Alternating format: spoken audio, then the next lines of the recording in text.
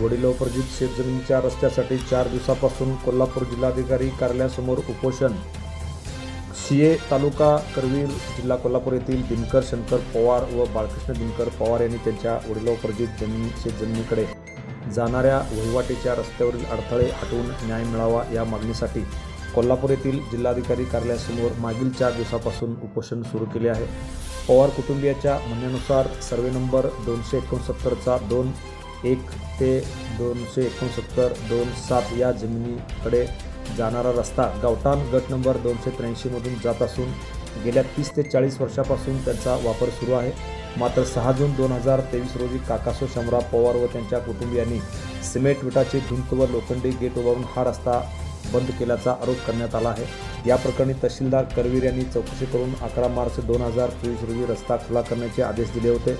त्यानंतर 27 मार्च 2024 रोजी पोलीस बंदोबस्तात प्रशासनाने रस्ता खुला करून दिला.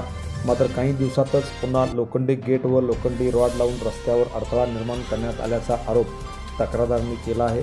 पवार कुटुंबियाचे म्हणणे आहे की याबाबत प्रशासन व पोलिसाकडे वारंवार तक्रारी करून कोणतीही प्रभावी कारवाई झालेली नाही.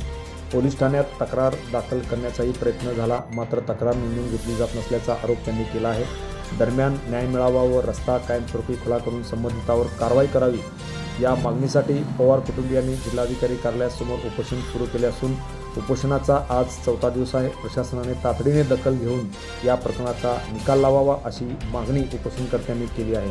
अनिकेत कुंभार, TV1 मराठी न्यूज, कोल्हापूर. नमस्कार, मी बाळकृष्ण दिनकर पवार, राहणार शिये, तालुका करवीर, जिल्हा कोल्हापूर. आम्ही शेतीचा रस्ता अडवला आहे म्हणून गेले 16 तारखेपासून प्राणांतिक उपोषणाला बसला आहे.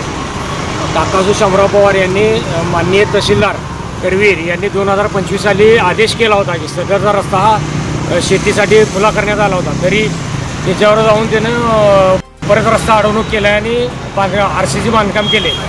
तरी आम्ही गेले 3 दिवस झाले इथं उपोषणाला बसले, तरी प्रशासनानं आमची काहीही दखल घेतलेली नाही.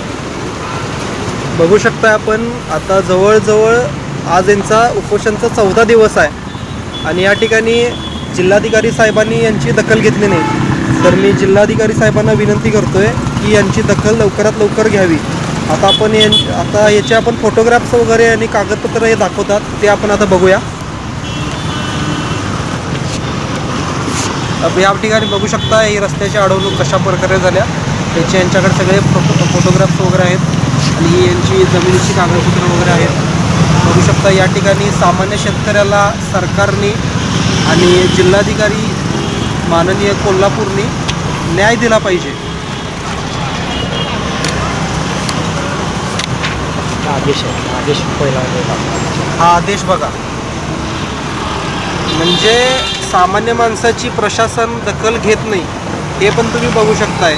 आता रात्रीची वेळ आहे, आता किती वाजलेत बघा, संध्याकाळी 7:45 वाजलेत आणि या ठिकाणी 2 शेतकरी बसलेत उपोषणला.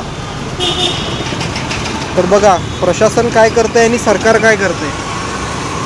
या ठिकाणी तुम्ही बघू शकताय की यांच्याकडं सगळे जे डॉक्युमेंट आहेत ते सगळे क्लिअर आहेत आणि तरीसुद्धा यांची दखल प्रशासन घेत नाही. त्यात टाका बातमी की कशाला महसूल मंत्री आदेश काढतो. आत्तापर्यंत कित्येक म्हणजे पेपरला वगैरे यांची बातमी पण आल्या, तरीसुद्धा शेतीसाठी रस्ता म्हणतो. शेतीसाठी रस्ता वगैरे मंजूर केला तरीसुद्धा यांची प्रशासन आज दखल घेत नाही. काय करायचं हे प्रत्येक पेपरामध्ये यांची कातर आहेत बघा. हे लोकमत असेल. Press the bell icon on the YouTube and never miss another update.